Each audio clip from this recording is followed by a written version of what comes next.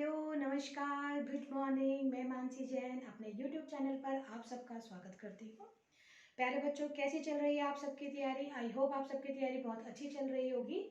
और इसी आपकी प्रिपरेशन की इसी सीरीज में मैं लेकर आई हूँ एक बहुत ही इंपॉर्टेंट टॉपिक, नेशनल इनकम। जैसा कि लास्ट वीडियो जो कि इकोनॉमिक्स सेक्शन हमने स्टार्ट करा था, मैंने अपलोड की थी, आप सबने देखा भी होगा। तो मैंने उसमें बताया था कि हम अब से इकोनॉमिक्स के कुछ टॉपिक्स, इंपॉर्टेंट टॉपिक्स अपनी वीडियोस में कवर करेंगे, जिसमें से मैं इस टॉपिक को मोस्ट इम्पॉर्टेंट टॉपिक मानती हूँ। ऐसी कोई एग्जाम नहीं है जिस एग्जाम में इस टॉपिक से क्वेश्चन ना आता हो। आप कोई भी पेपर दें, चाहे आपका रेलवे का एग्जाम हो या आपका UP TET, C TET, H TET, SSC, HSSC, UP triple SC, DSSB की अगर मैं बात करूं, यानी कि आपका कोई भी एग्जाम हो, इस टॉपिक से क्वेश्चन जरूर आता है। तो चलिए, इस टॉपिक को आज जो हम करेंगे वो ट्रिकी मेथड से करेंगे, ट्रिक्स के तरीके से करेंगे। ये मोस्ट डिफिकल्ट टॉपिक भी है।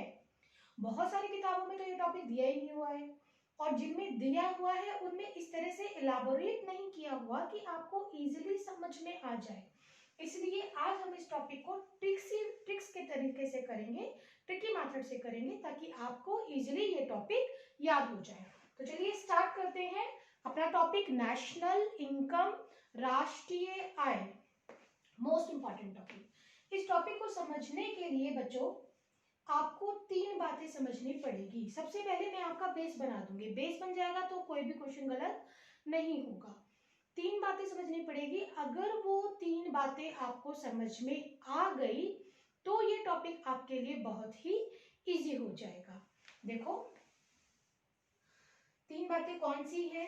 देखो, एक होता है ग्रॉस, एक वर्ड होता है नेट, एक होता है आपका नेशनल इनकम यानी कि राष्ट्रीय आय, और एक होता है डोमेस्टिक इनकम या इसे डोमेस्टिक प्रोडक्ट भी बोलते हैं, या फिर घरेलू आय। ठीक है। और एक वर्ड होता है आपका मार्केट प्राइस, और एक होता है फैक्टर कॉस्ट। मार्केट प्राइस यानी बाजार कीमत पर, फैक्टर कॉस्ट यानी साधन लागत पर। देखो बच्चों, इस टॉपिक से ना बहुत सारे फॉर्मूलेस बनते हैं। ये टॉपिक जो है ये 12th क्लास की इकोनॉमिक्स का टॉपिक है, और बहुत सारे फॉर्मूलेस बेस्ड टॉपिक है ये। बच्चे क्या करते हैं, फॉर्मूला का रट्टा लगाते हैं। लेकिन मैं आज आपको इस टॉपिक को ऐसे करा दूंगी कि आपको रट्टा नहीं लगाना पड़ेगा। आप सिर्फ इन तीन बातों को अगर अपने दिमाग में बिठाएंगे तो आप खुद से फॉर्मूला बनाना सीख जाएंगे। देखो, आपको क्या अपने माइंड में सेट करना है कि ये तीन फैमिली है, एक फैमिली ये है, एक फैमिली ये है, एक फैमिली ये है। ये तीन फैमिली है, ये एक पड़ोस में रहने के लिए आई है, इनके घर साथ साथ में है। तीन फैमिली यानी ये एक फैमिली का है, ये एक फैमिली का है, ये एक फैमिली का है। क्योंकि अभी नए नए आए हैं, क्या होता है जब नए नए पड़ोसी आते हैं ना तो बोलचाल नहीं होती ज्यादा। तो ये नए नए आए हैं तो इनकी आपस में बोलचाल नहीं है। इसका मतलब इसका इसके साथ, इसका इसके साथ, या इनका इनके साथ, या इनका इनके साथ, या इसका इसके साथ आपस में कोई रिलेशन नहीं है। बात समझ में आई बच्चों? दोबारा रिपीट कर रही हूँ, आपस में रिलेशन है, क्योंकि एक ही फैमिली के, आप मान लीजिए पति पत्नी है दोनों, ये दोनों पति पत्नी है, ये दोनों पति पत्नी है, लेकिन इनका आपस में ऐसे कोई रिलेशन नहीं है, यानी इनका आपस में कोई अफेयर नहीं चल रहा है।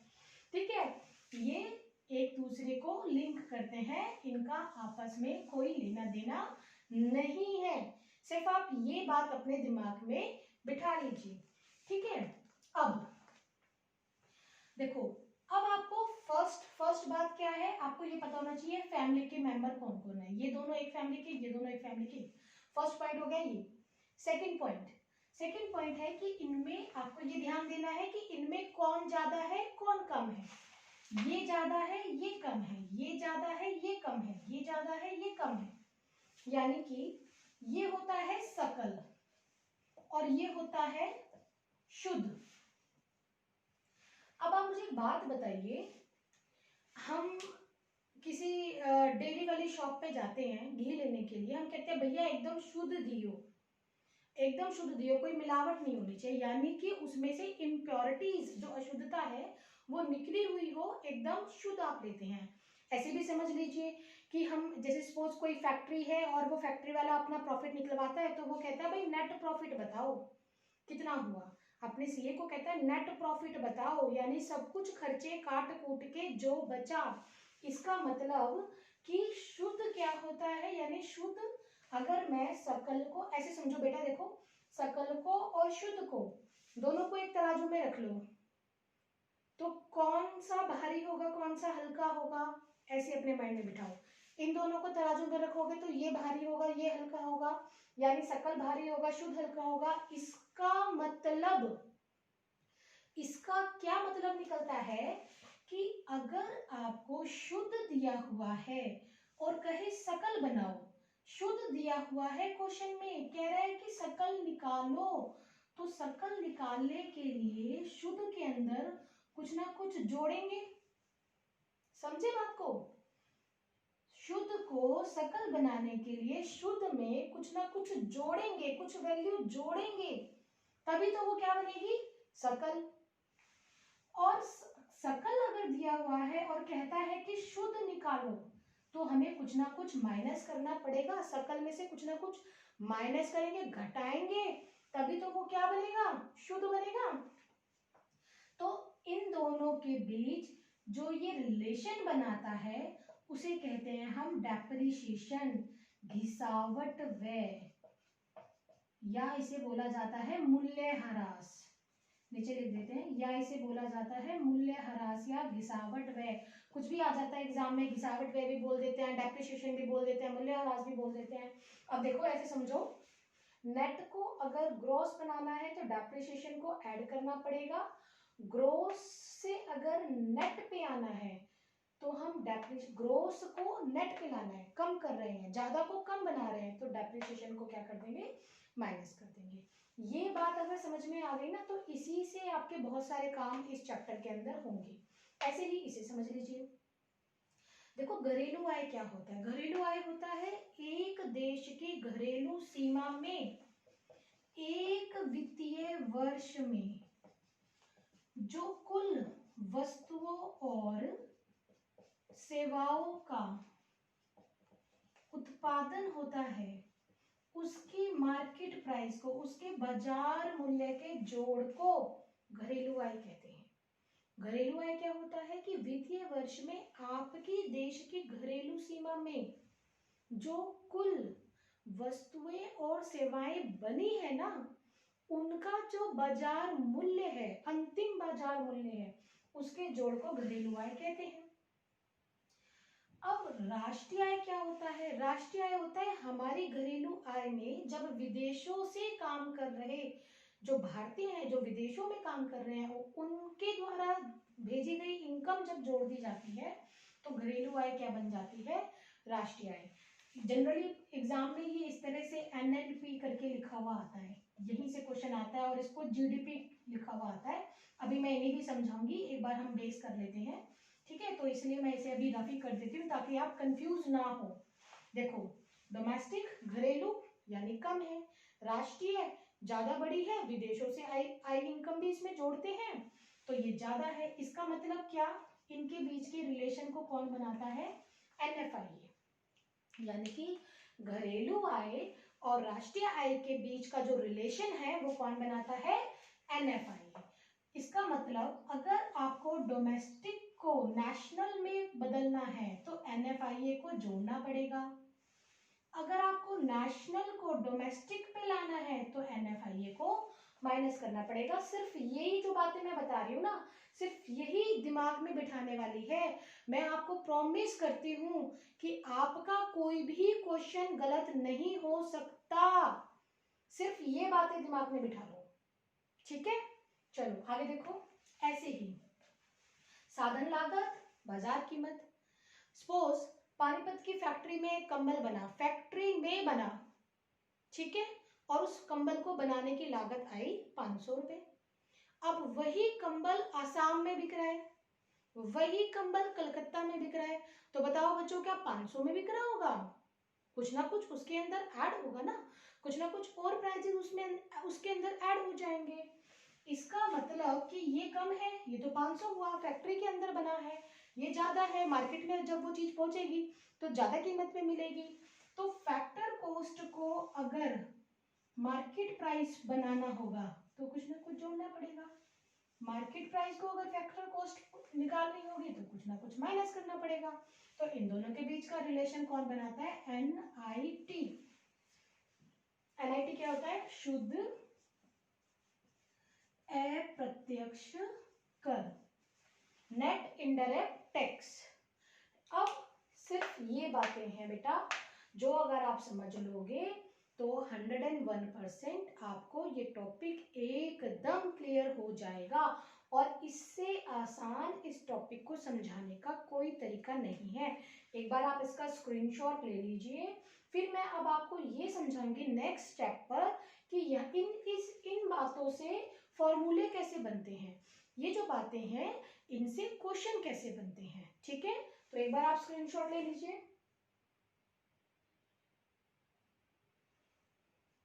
चलें आगे, रफ करते हैं। अब आप देखना, ये बातें याद होनी चाहिए, ये बातें याद होंगी ना तो फॉर्मूले तभी समझ में आएंगे। ठीक है, देखो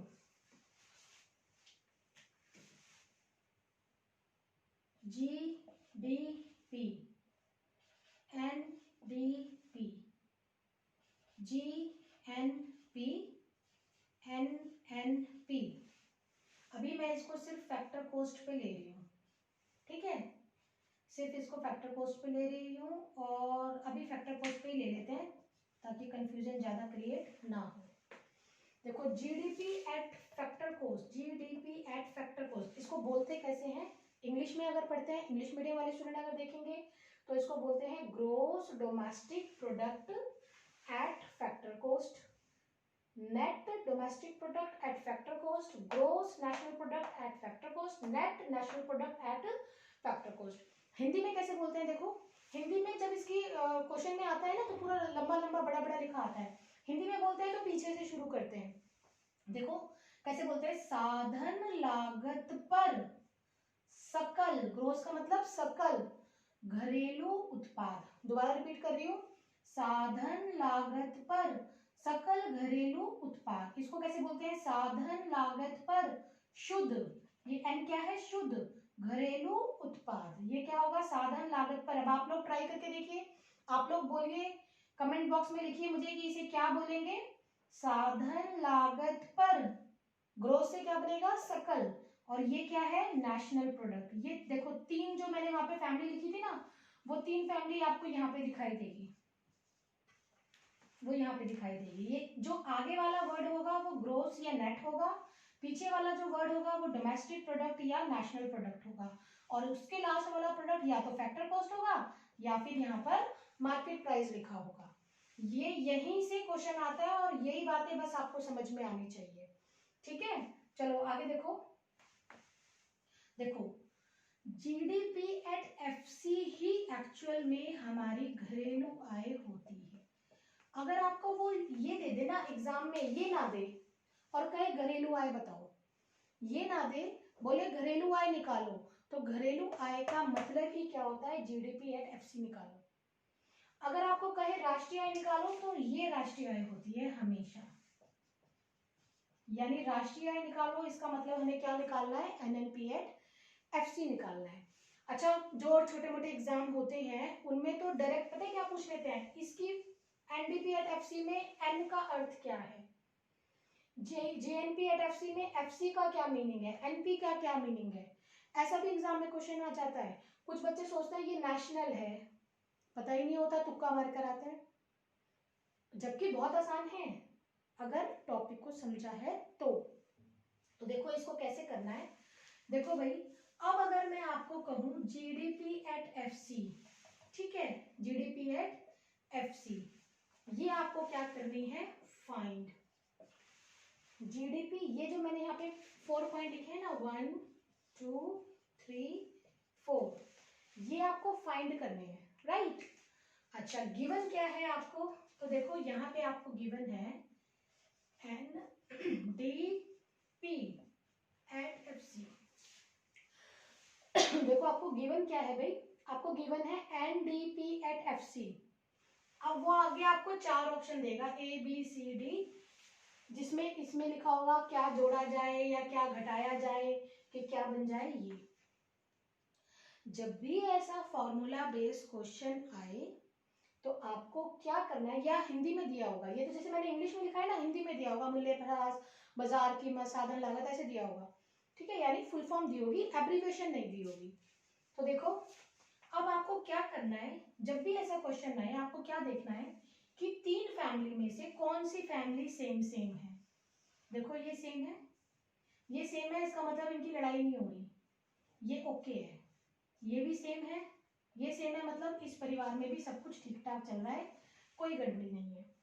जो अलग है, जो अलग है ना, इसका मतलब कि जो इनका मीडिएटर था ना उसको हम यहाँ पे लेकर आएंगे, जो इनका मीडिएटर था उसे लाएंगे। अब देखो अगर आपको ऑप्शन में होता ABC, शॉर्ट में मैं लिख रही हूँ, अगर आपको ऑप्शन में होता मार्केट प्राइस, अगर आपको ऑप्शन में होता NFIA, अगर होता डेप्रिसिएशन, और डी में होता नन, है ना।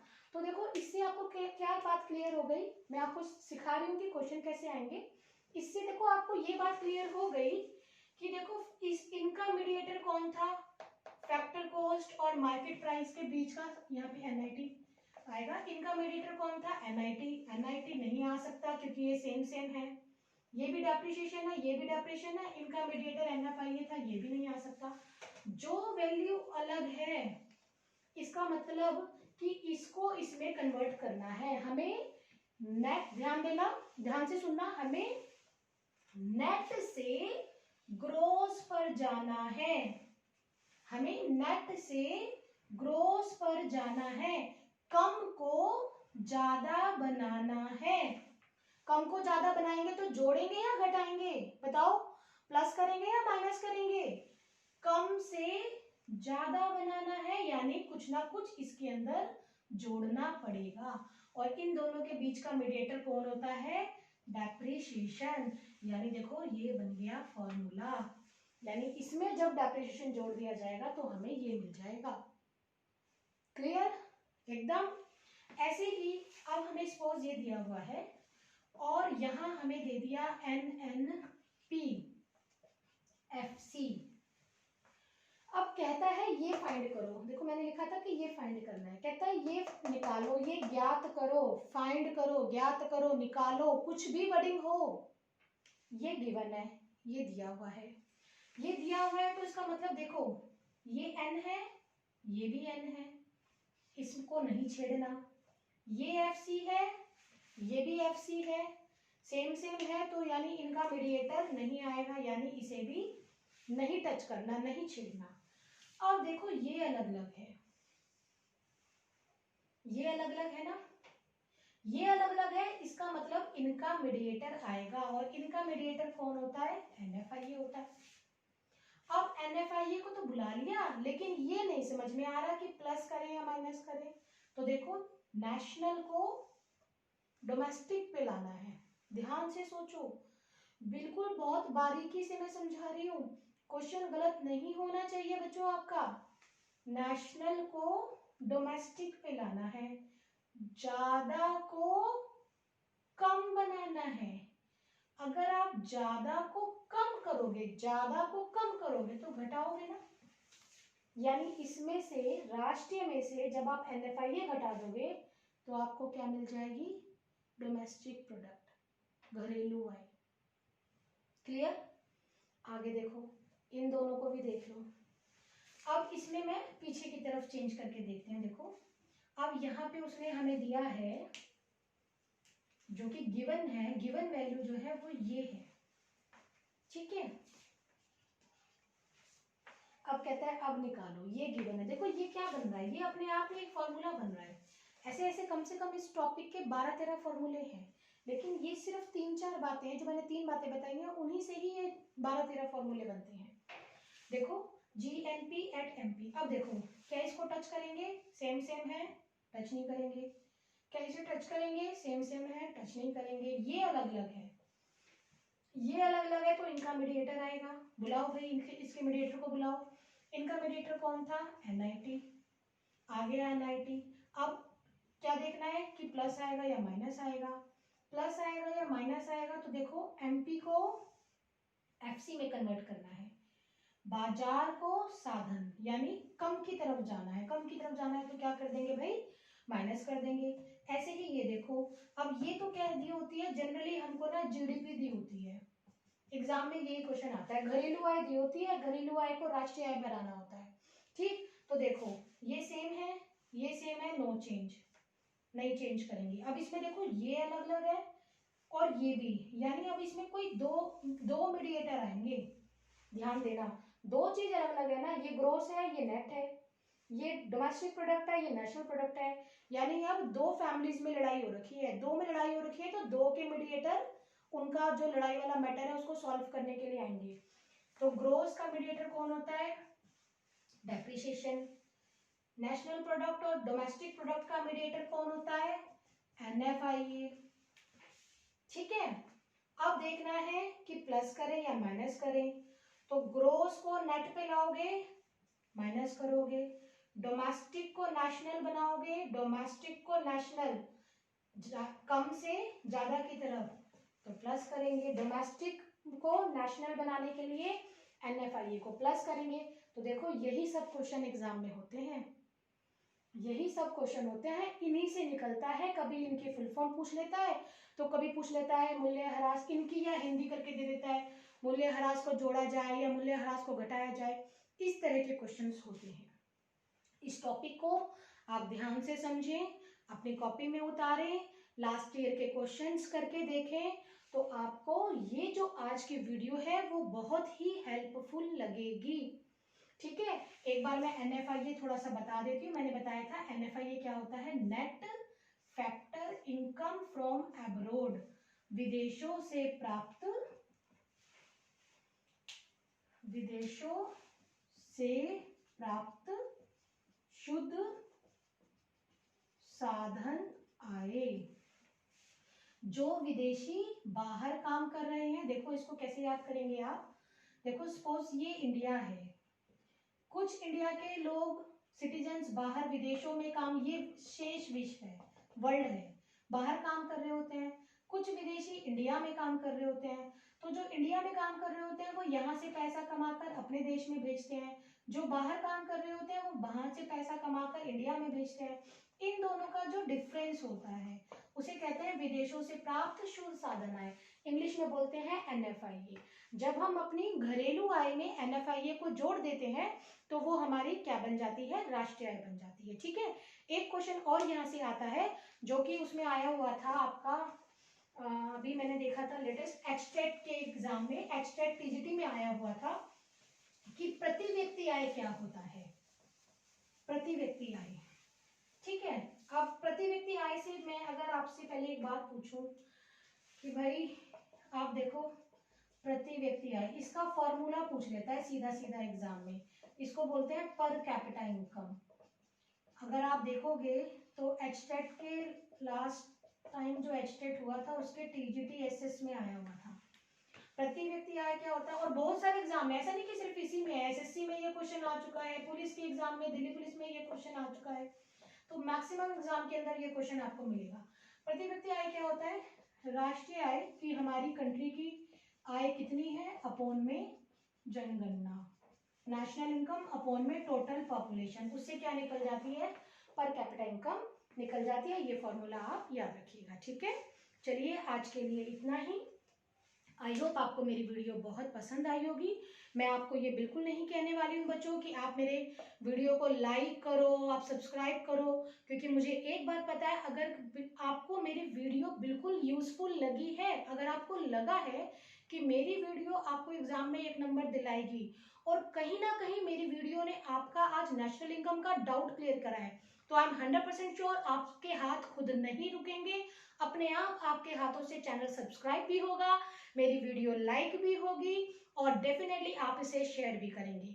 प्लीज अगर आपको मेरी वीडियो पसंद आई हो तो मुझे बहुत बहुत बहुत सारे कमेंट्स भेजें, सो दैट मुझे नेक्स्ट वीडियो के लिए मोटिवेशन मिले, मुझे लगे कि हाँ मेरी वीडियोस, मेरी टीचिंग आपको कुछ हेल्प कर पा रही है और मैं आपके लिए ज्यादा से ज्यादा वीडियो लेकर आऊं। ठीक है, तो बाय बाय। मानसी जैन की तरफ से आपको बहुत बहुत best of luck. Thank you very much.